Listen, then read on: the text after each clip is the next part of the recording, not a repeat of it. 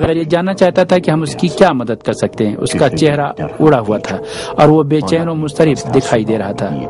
پورے خوف اور ناامیدی کے عالم میں ہم سے شکوہ کر رہا تھا اور مسلسل اپنی باتیں دہرائے جا رہا تھا۔ ہماری اس کی ملاقات 3 گھنٹوں تک جاری رہی۔ ملاقات ختم ہونے کے بعد جب میں لوٹ رہا تھا تو میں نے سفارت خانے کے فرسٹ سیکریٹری سے کہا کہ اب اس کا کام لوئی 16 کی طرح تمام ہو چکا ہے۔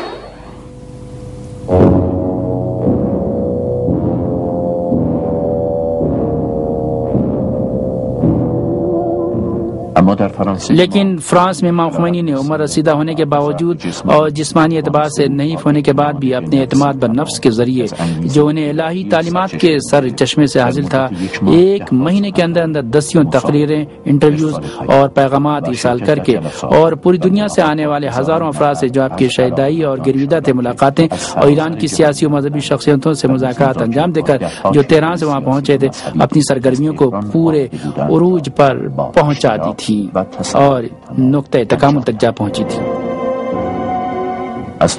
دستاویزات اور موجودہ اسناد سے یہ بات ثابت ہو جاتی کہ پہلی حکومت یہ امید لگائے بیٹھی تھی کہ امام خمینی کی عمر کافی ہو چکی ہے اور انہوں نے اپنی عمر کا بیشتر حصہ روایتی طور پر حوض علمیہ میں گزارا ہے، اس لیے اس دور کے جدید ترین فرانسیسی معاشرے میں وہ تضادات کا شکار ہو جائیں گے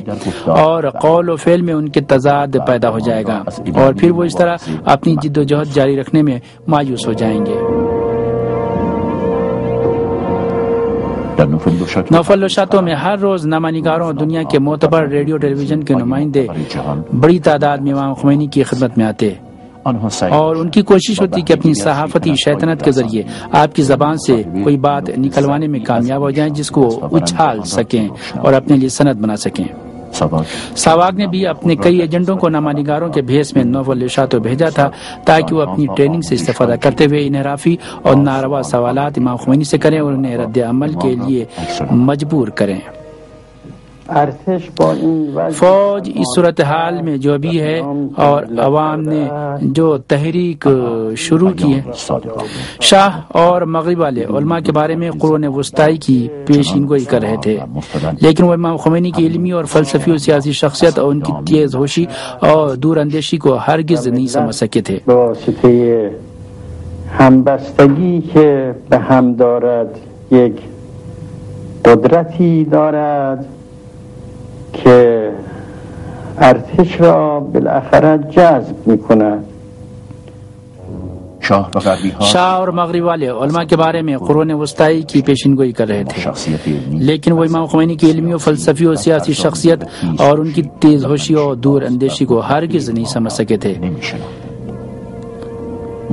فرانس میں امام خمینی کے لاتعداد انٹرویوز میں نہ صرف یہ کہ کمزور نقطہ نہیں ملا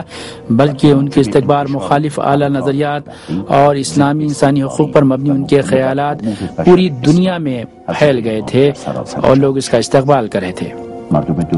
دنیا کے لوگوں نے ان 4 مہینوں میں بتدریج ایسی شخصیت سے آشنائی حاصل کر لی تھی کہ جس کے خلاف پہلی حکومت اور اس کے حامیوں کے جھوٹے پروپیگنڈوں کے طوفان نے کی شخصیت کو ابھرنے سے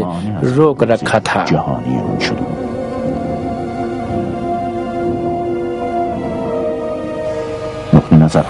حکومت، خواتین کے مسائل، دنیا کی ترقی و پیش رفت کے بارے میں امام خمینی کے اعلیٰ نظریات و خیر خواہانہ اور انسان دوستانہ افکار میں اس قدر کشش پائی جاتی تھی کہ اس سے دنیا کے لوگوں کو اسلام اور قرآن کی حقیقت سمجھنے میں بہت ہی مدد ملی اور ان کی یہ پرکشش شخصیت کافی مؤثر واقع ہوئی۔ امام خمینی نے ان 4 مہینوں کی مصروف اور طاقت فرسا سرگرمیوں کے دوران ایک لمحے کے لیے بھی ایران کے عوام کی یاد سے غافل نہیں ہوئے اور نہ ہی خود کو غافل رکھا۔ کویت کی سرحد پر گھنٹوں کے دباؤ اور مشکلات کو برداشت کرتے وقت بھی مرحوم حاج سید احمد آغا سے جو اپنے والد کی ان مشکلات کو دیکھ کر گریہ کرنے لگے تھے، فرماتے ہیں مجھے اور تمہیں تو ایرانی عوام نے جتنی مصیبتیں برداشت کی اس کا 1000واں حصہ بھی برداشت نہیں کرنا پڑا ہے۔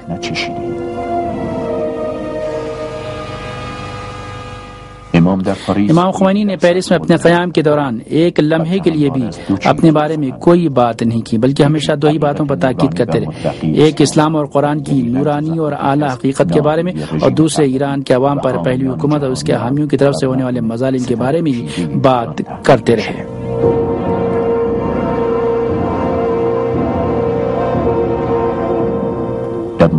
پیرس کے نفل نشاتوں میں 4 مہینوں سے بھی کم عرصے میں امام کے قیام کے دوران شاہ نے ہر طرح سے ہاتھ پیر مارنے کی کوشش کی اور اس دوران اس نے اندھادھند طریقے سے 3 وزرائے اعظم تبدیل کیے تاکہ اس کی اسٹریٹجی میں کوئی تبدیلی آ سکے۔ 5 نومبر 1978 کو جنرل ازہری کی فوجی حکومت نے ایک ٹیکٹک کے تحت اپنے سازشی اقدام کے ذریعے تہران شہر کے ایک حصے کو آگ لگا دی۔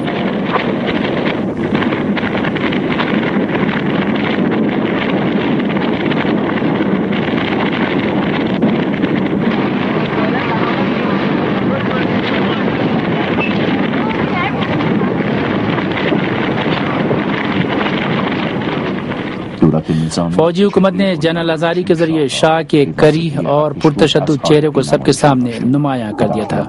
اور سڑکوں پر بے گناہ لوگوں کو کھلے عام گولی ماری جا رہی تھی اور وہ پارلیمنٹ میں جاتا اور اپنی فریب کاریوں کو پورے عروج پر اس نے پہنچا دیا تھا۔ وزیر اعظم کی حیثیت سے نہیں بلکہ اپنے پیشے کے اعتبار سے اپنی دینی پیشواؤں پر ایمان رکھتا ہوں اور انہی سے اس سلسلے میں مدد چاہتا ہوں۔ شاہ نے اپنے مصاحبین کو اپنی دستبوسی اور چاپلوسی پر مجبور کر کے اپنی حکومت کے اہل افراد کے پروان چڑھنے سے روکتا رہا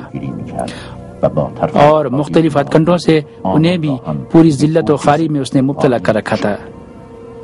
ان حالات میں کوئی بھی اس کی مدد نہیں کر رہا تھا بلکہ سب نے راہ فرار اختیار کر لی تھی اور اسے بحران سے پر ایک گرداب میں تنہا چھوڑ دیا تھا۔ اس صورتحال میں بہت کم لوگ ایسے تھے جو شاہ کا حکم بجا لانے میں دلچسپی رکھتے تھے۔ یہ تو صرف چند موقع پرست اور جاہ طلب عناصر ہی تھے جو اس کے ساتھ رہ گئے تھے، جو یہ سمجھ رہے تھے کہ وہ ایرانی عوام کے انقلاب کی لہروں کا رخ موڑ دیں گے اور امام خمینی کی عظیم شخصیت و عظمت کے برخلاف اپنا راستہ جاری رکھنے میں کامیاب رہیں گے۔ لیکن بہت جلد انہیں بھی اس بات کا احساس ہو گیا کہ وہ بھی عہدے چھوڑ کر بھاگنے لگے۔ شریف امامی نے 26 اکتوبر 1978 کو رات کے سناٹے میں بھیس بدل کر میرا بعد ہوائی اڈے سے فرار کرنے میں ہی عافیت سمجھی۔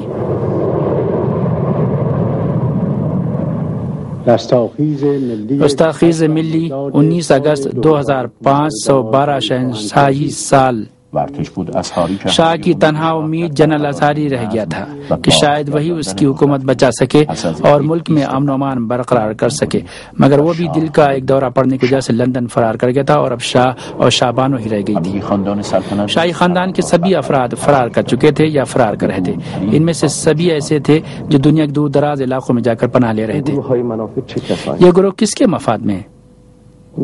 جو لوگ آج شاید مورچے خالی کر رہے ہیں اور گھروں کو فروخت کر رہے ہیں اور ایرانی عوام کے انتہائی اچھے مرکز کو چھوڑ کر دیار غیر کا رخ کر رہے ہیں اور اپنی گزشتہ کارکردگیوں کا کسی کو جواب نہیں دے رہے ہیں،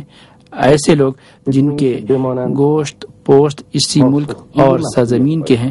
کیا شاہ کو اس بات کا اندازہ نہیں کہ ایران کی پاک سرزمین کو ان ناپاک عناصر کے وجود سے پاک کرنے کا وقت نہیں آن پہنچا ہے؟ اگر تمہارا اشارہ ان لوگوں کی طرف ہے جو حکومتی اداروں میں ہیں تو یہ کام انجام پانا چاہیے، اور جو عدد و شمار میں سن رہا ہوں وہ حقیقت میں عجیب و غریب